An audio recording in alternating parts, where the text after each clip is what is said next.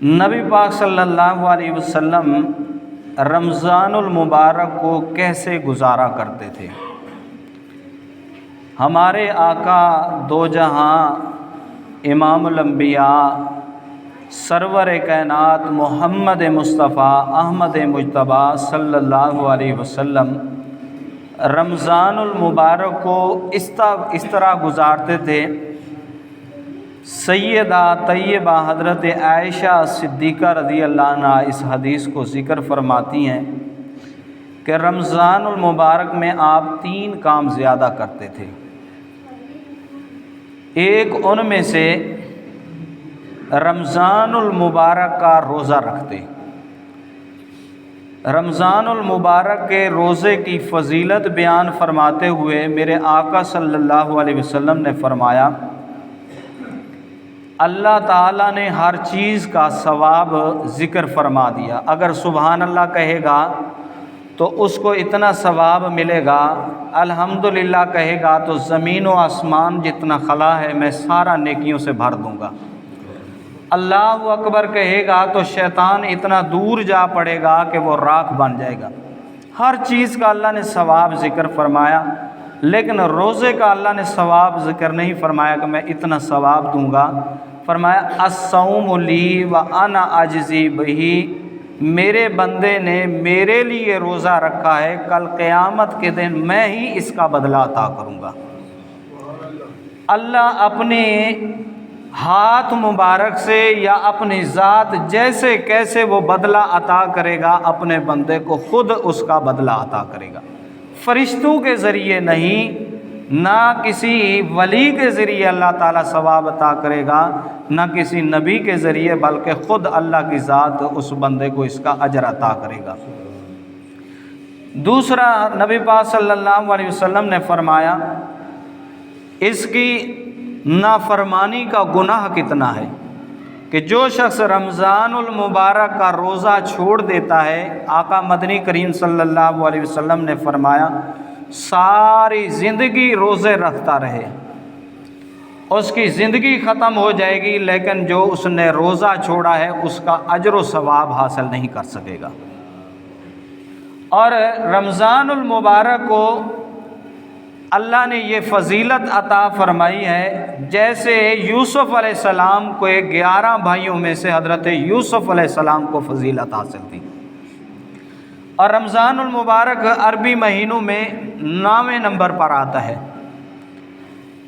9ویں number پہ اس لیے اللہ نے ایک بات سمجھانی ہے کہ 9 مہینے بچہ ماں کے پیٹ میں رہتا ہے، پھر اس کو زندگی مل جاتی ہے، باہر آ جاتا ہے۔ جو شخص رمضان المبارک کو پا لیتا ہے، اللہ یعنی اسے دوبارہ زندگی عطا کر دیتا ہے۔ بچہ جب پیدا ہوتا ہے تو گناہوں سے دھلا ہوتا ہے، جب بندہ رمضان المبارک اللہ اور اس کے محبوب کے طریقوں کے مطابق گزار لیتا ہے تو وہ بھی گناہوں سے دھل جاتا ہے، وہ پاک صاف ہو کے پھر جو اللہ اسے زندگی عطا فرما دیتا ہے۔ تو رمضان المبارک میں ایک تو آپ رمضان المبارک کا روزہ رکھتے تھے، دوسرے مہینوں میں آپ 13، 14 اور 15 کا ایام 20 کا روزہ رکھتے، کبھی کبھی آپ سوموار والے دن کا بھی روزہ رکھتے۔ صحابہ نے پوچھا یا رسول اللہ آپ پیر کا روزہ کیوں رکھتے ہیں؟ فرمایا اس لیے کہ میں اس دن اللہ تعالیٰ نے میری پیدائش فرمائی تھی، میری ولادت فرمائی تھی، میں اس شکر ادا کرنے کے لیے روزہ رکھتا ہوں۔ اور کبھی کبھی آپ جمعرات کا بھی روزہ رکھتے، لیکن رمضان المبارک کے 63 سالہ زندگی میں آپ کے کوئی روزہ نہیں چھوٹا۔ 63 سالہ آپ کی زندگی ہے، اس میں کوئی آپ نے روزہ نہیں چھوڑا، چاہے آپ بیماری کی حالت میں ہیں، چاہے آپ تندرست ہیں، جیسے کیسے ہیں آپ نے روزہ رکھا۔ یہ میرے اور آپ کے لیے سبق کہ امام الانبیاء جو تمام نبیوں کے سردار ہیں، جنت جن کے لیے اللہ نے سجا دی ہے، وہ جب روزہ نہیں چھوڑ رہے، ہم اور آپ کیا ہیں کہ روزے کو چھوڑ دیتے ہیں، خلاف ورزی کرتے ہیں۔ اس لیے حضرت عائشہ صدیقہ فرماتی ہیں ایک تو آپ رمضان المبارک کا روزہ رکھتے، دوسرا کام آپ یہ کرتے قرآن کریم کی تلاوت بہت زیادہ فرمایا کرتے تھے۔ اللہ تبارک و تعالی نے قرآن کریم کا تعارف خود بیان فرمایا، یاسین والقرآن الحکیم، الرحمن علم القرآن، یعنی جا بجا شہر رمضان الذی انزل فیہ القرآن، یعنی مختلف صورتوں میں اللہ تعالیٰ نے اس کتاب کا تعارف بیان فرمایا۔ سورہ بقرہ شروع ہوتی ہے الف لام میم، ذالک الکتاب لا ریب فیہ، اس کتاب میں کسی کو شک نہیں ہونا چاہیے۔ ذالک الکتاب لا ریب فیہ ھدی للمتقین، ڈرنے والوں کے لیے یہ کتاب جو ہے ہدایت ہے۔ اللہ نے تعارف بھی بیان فرمایا اور اس کے پڑھنے کا طریقہ بھی بتایا۔ جبرائیل علیہ السلام جب آپ پر وحی لے کر آتے تو آپ ان آیتوں کو دہرانا شروع کر دیتے کہیں مجھے بھول نہ جائیں، تو اللہ تعالیٰ نے منع فرما دیا، لا تحرک بہ لسانک، آپ اپنی زبان مبارک کو جلدی جلدی ہلایا نہ کرو، یاد نہ کیا کرو قرآن کریم کو، لا تحرک بہ لسانک لتعجل بہ، ان علینا جمعہ و قرآن، قرآن کریم کو جمع کرنا یہ اللہ کی ذمہ داری ہے، ثم ان علینا بیانہ، اور اس کا مفہوم، اس کا ترجمہ بھی سکھانا یہ بھی اللہ کی ذمہ داری ہے۔ اللہ نے جمع بھی فرما دیا، آپ آج ہمارے پاس موجود ہے، اس کا ترجمہ اور مفہوم بھی نبی پاک صلی اللہ علیہ وسلم کی زبان اقدس سے بیان فرما دیا۔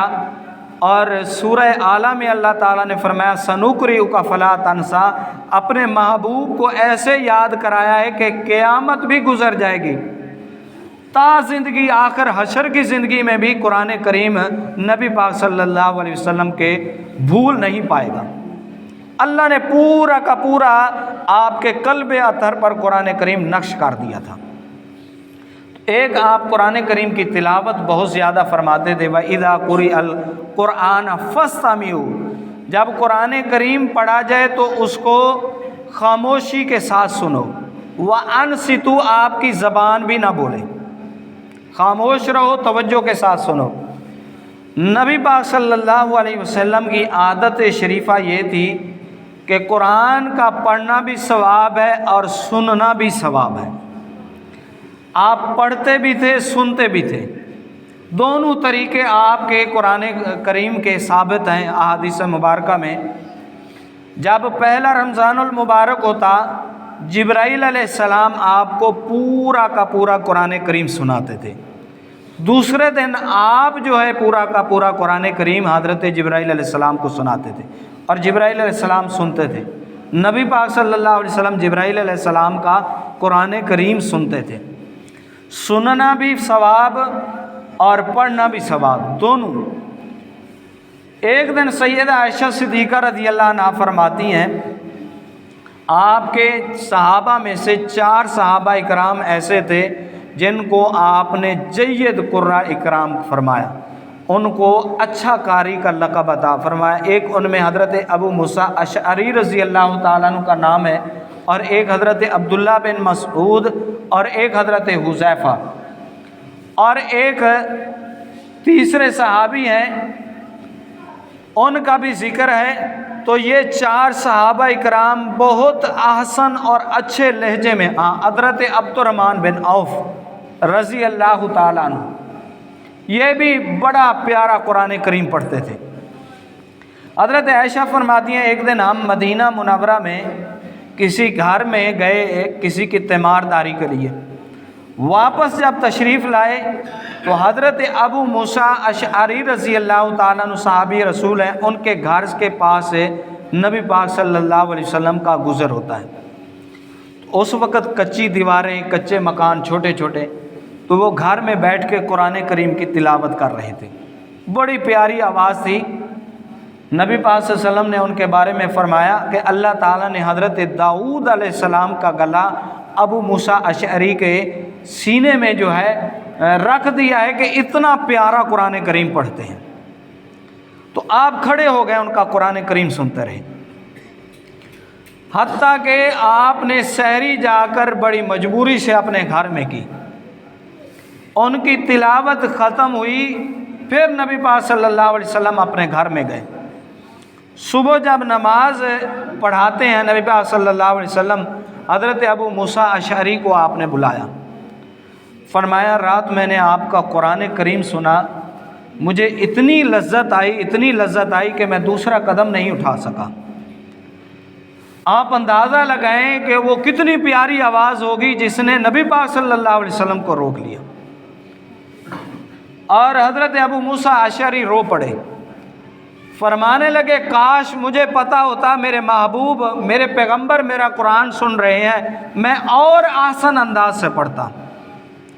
اور زاروں قطار روتے بھی رہے حضرت ابو موسیٰ اشعری رضی اللہ تعالیٰ عنہ۔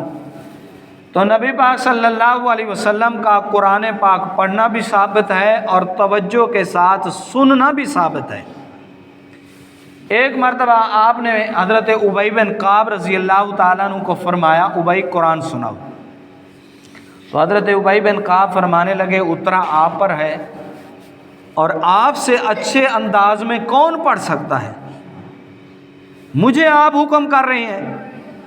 تو حضرت ابی بن کعب رضی اللہ تعالیٰ عنہ کو نبی پاک صلی اللہ علیہ وسلم نے فرمایا وما ینطق عن الهوى ان هو الا وحی یوحی، میں اس وقت تک نہیں بولتا جب تک اللہ کا پیغام نہ آئے، اللہ نے حکم دیا ہے کہ ابی بن کعب سے قرآن سنو۔ حضرت ابی بن کعب رضی اللہ تعالیٰ عنہ نے آیت الکرسی جو ہے شروع کی، اللہ لا الہ الا هو الحی القیوم لا تأخذہ سنۃ ولا نوم۔ ابھی آدھی پڑھی تھی، صحابہ کرام فرماتے ہیں آپ کے آنسوؤں سے آپ کی داڑھی مبارک تار ہو گئی، آپ کا جسم مبارک کانپ رہا تھا، اور آپ نے ایسے جو ہے اشارہ کیا ہاتھ سے، ابی ٹھہر جاؤ، میرا جو ہے مجھ سے تحمل نہیں ہو رہا کہ اور میرا جسم جو ہے کانپ رہا ہے۔ آپ نے حضرت ابی بن کعب کو روک دیا کہ قرآن سنتے ہوئے نبی پاک صلی اللہ علیہ وسلم کا جسم مبارک کانپتا تھا، اور بڑی ہی توجہ کے ساتھ آپ قرآن کریم سنتے تھے۔ یہ تراویح جو ہے یہ ہمارے لیے تحفہ ہے کہ جن کو قرآن پڑھنا نہیں آتا وہ اس تراویح کے اندر قرآن سنیں، توجہ کے ساتھ سنیں۔ چلو اللہ نے ہمیں پڑھنا نہیں نصیب کیا تو سننا تو نصیب کیا ہے۔ ہاں جو نہیں پڑھ سکتے اللہ نے بڑی بڑی چیزیں پیدا کر دی ہیں کہ موبائل ہے اس میں لگا کے سنا کریں۔ قرآن کریم یہ ایسی کتاب ہے جو ڈائریکٹ ہمارا رابطہ اللہ سے کرواتی ہے۔ اللہ سے ملاقات کا ذریعہ واحد قرآن کریم ہے، نہ کوئی نبی آ سکتا ہے آج، نہ کوئی ہمیں اللہ تک پہنچا سکتا ہے، واحد قرآن کریم ہے جو اللہ سے ڈائریکٹ ہماری ملاقات کروا سکتا ہے۔ یہ میں اپنی زبان سے نہیں کہہ رہا، حضرت علی پاک رضی اللہ تعالیٰ عنہ فرمایا کرتے تھے جب میرا جی چاہتا ہے اپنے رب سے بات چیت کرنے کو میں قرآن کریم کی تلاوت کرتا ہوں۔ فرماتے تھے مجھے یوں محسوس ہوتا ہے میرا رب اللہ مجھ سے خود باتیں کر رہا ہے۔ اس لیے نماز تراویح یہ ہمارے لیے تحفہ ہے، جو پڑھ نہیں سکتے اس میں قرآن کریم کو توجہ کے ساتھ سنیں، تو پڑھنا بھی ثواب ہے اور سننا بھی ثواب ہے۔ اور حضرت ابو موسیٰ اشعری رضی اللہ تعالیٰ عنہ اتنا قرآن کریم پڑھتے تھے کہ آپ نے انہیں یمن کا گورنر بنایا، اور حضرت معاذ بن جبل کو بھی یمن کا گورنر بنایا۔ دونوں بڑے جو ہے توجہ سے قرآن کریم پڑھتے تھے، دونوں کی آپس میں جب ملاقات ہوتی ہے ہاں جی پوچھتے ہیں، ہم حال وال پوچھتے ہیں، وہ صحابہ کرام جب آپس میں ملتے تھے وہ پوچھتے تھے آپ نے کتنا قرآن کریم پڑھا ہے۔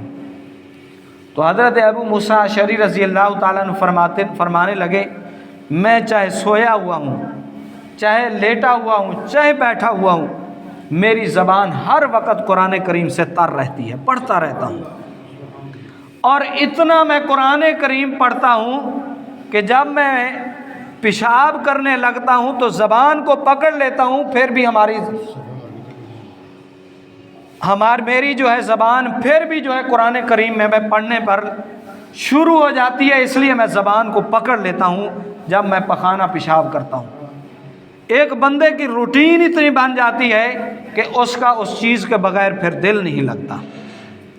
حضرت معاذ بن جبل سے آپ نے پوچھا تو معاذ بن جبل فرماتے ہیں میں تو ایسے قرآن کریم نہیں پڑھتا چلتے پھرتے بیٹھے ہوئے، بلکہ میں وضو کرتا ہوں، وضو کرنے کے بعد قرآن کریم آگے رکھتا ہوں اور بڑے اہتمام اور توجہ کے ساتھ قرآن کریم پڑھتا ہوں۔ دونوں کا عشق الگ تھا۔ نبی پاک صلی اللہ علیہ وسلم پڑھتے، چلتے ہوئے بھی پڑھتے تھے، بیٹھ کے بھی پڑھتے تھے، لیٹے ہوئے آپ سے ثابت ہے کہ آپ سوتے وقت سورہ ملک پڑھتے تھے لیٹے ہوئے، اور قرآن کریم کی آخری 2 صورتیں سورہ فلق اور سورہ ناس 3 مرتبہ سیدہ عائشہ فرماتی ہیں آپ پڑھ کے اپنے ہاتھوں پر پھونک مارتے اور سارے جسم پر پھینکتے تھے۔ لیٹ کر پڑھنا بھی ثابت ہے، اٹھ کے پڑھنا بھی ثابت ہے، چلتے پھرتے بھی پڑھنا ثابت ہے۔ اور بعض اوقات آپ کی عادت شریفہ یہ تھی جب آپ جہاد کے لیے جاتے، اپنے کسی قاری کو کہتے، لشکر چل رہا ہوتا، اس کو کہتے اونچی آواز سے قرآن پڑھو، سارا لشکر اس کا جو ہے قرآن کریم سنتا تھا۔ تو دوسرا عمل آپ کا یہ تھا کہ آپ رمضان المبارک میں قرآن کریم کی تلاوت بہت زیادہ کیا کرتے تھے، پڑھتے بھی تھے اور سنتے بھی تھے۔ تیسری حضرت عائشہ صدیقہ فرماتی ہیں آپ کا رمضان المبارک میں یہ عمل تھا کہ آپ سخاوت بہت زیادہ کیا کرتے تھے، اتنی سخاوت کیا کرتے تھے، اتنی سخاوت، فرمایا اللہ تبارک و تعالیٰ کی آندھی اتنی تیز نہیں چلتی جتنی میرے نبی پاک صلی اللہ علیہ وسلم کی سخاوت ہوا کرتی تھی، کہ سب کو اس کا نفع حاصل ہوتا تھا۔ آپ کے ہاں ایک مہمان آیا، سخاوت کے اوپر میں آخری واقعہ سنا کے بات کو ختم کرتا ہوں، کہ کھانا کسی کو کھلانا، روزہ افطار کرانا یا سحری کروانا کتنا بڑا اجر ہے۔ آپ کے ہاں ایک مہمان آیا، آپ نے اپنے گھروں سے کھانا منگوایا تو 11 گھر تھے، آپ کے 11 گھروں سے کھانا نہیں ملا۔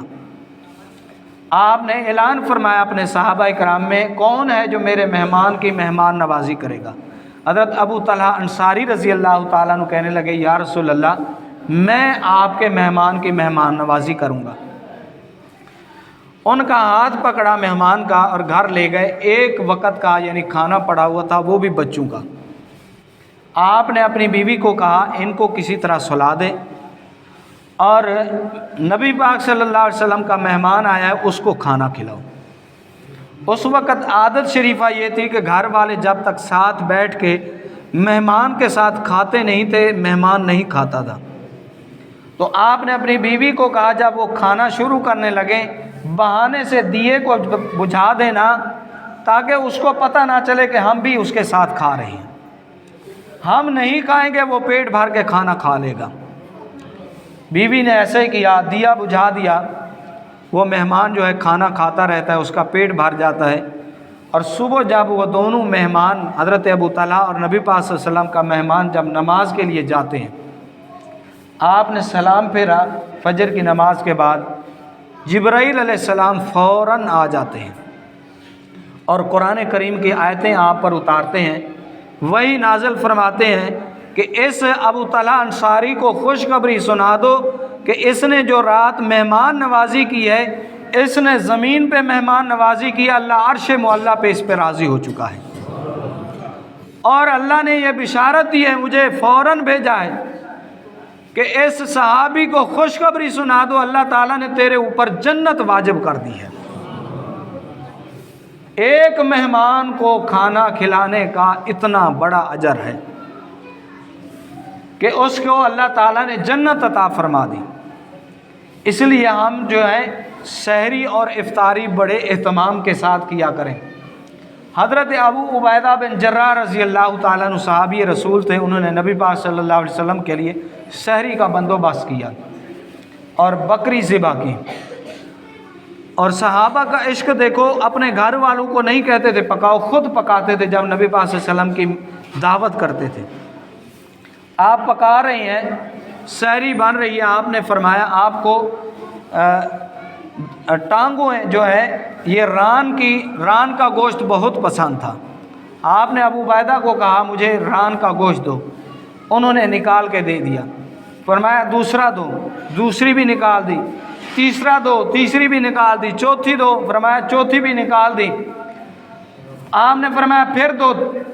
उन्होंने कहा या रसूल अल्लाह, बकरी की तो 4 टांगें होती हैं। नबी पाक सल्लल्लाहु अलैहि वसल्लम ने फरमाया अगर आप उस देगचे में हाथ डालते तो अल्लाह और उसमें पैदा कर देता। आपने अब कह दिया है, अल्लाह ने बरकत ख़त्म फरमा दी है।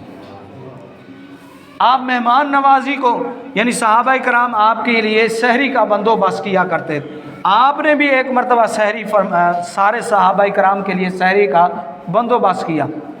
आप अभी खाना तनावल फरमा रहे हैं तो हज़रत बिलाल जो है तहज्जुद की अज़ान देते थे।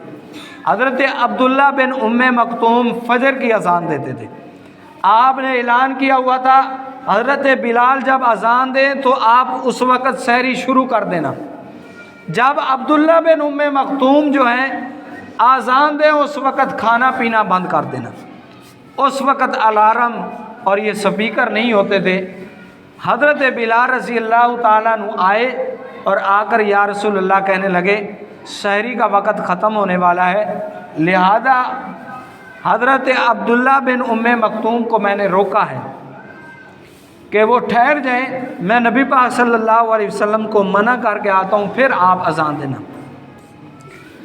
आप चले गए, फिर वापस आए, आप फिर भी खाना फरमा रहे हैं, सहरी तनावल फरमा रहे हैं।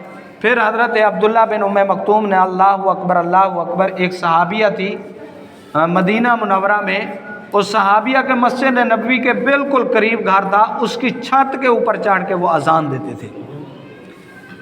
तो आपने जब अल्लाहु अकबर की सदा बुलंद फरमाई तो हज़रत बिलाल को नबी पाक सल्लल्लाहु अलैहि वसल्लम ने फरमाया सहरी इतनी लज्जत वाली चीज़ है और इतनी लज्जत वाली इबादत है, मैं तनावल कर रहा था, मुझे इसमें लज्जत आ रही थी इसलिए मैं खा रहा था। अगर आप अल्लाहु अकबर कहते ना तो अल्लाह ताला रात को रोके रखता, और जितना देर मैं खाना ना बंद करता अल्लाह तबारक व ताला उस वक़्त तक दिन को रोशन ना करता। फिर आपने अपने सहाबा किराम को फरमाया सहरी खाना भी इबादत है, ये एक ऐसा खाना है इसको इबादत समझ के खाया करो। फरमाया जिसको भूख ना हो चलो एक लुकमा खा लिया करो, अगर फरमाया एक लुकमे की गुंजाइश ना हो तो एक खजूर खा लिया करो, इसमें भी अल्लाह तबारक व ताला ने अजर व सवाब रखा है। इसलिए सहरी को इबादत समझ के खाना चाहिए और 3 काम ज़्यादा करने चाहिए। एक तो रोज़ा रखना चाहिए, एक कुरान करीम की तिलावत पढ़ना भी चाहिए और सुनना भी चाहिए, तीसरा सखावत करनी चाहिए। अल्लाह तबारक व ताला हमें अमल करने की तौफीक नसीब फरमाए। व आखिर दाअवाना अल्हम्दुलिल्लाह।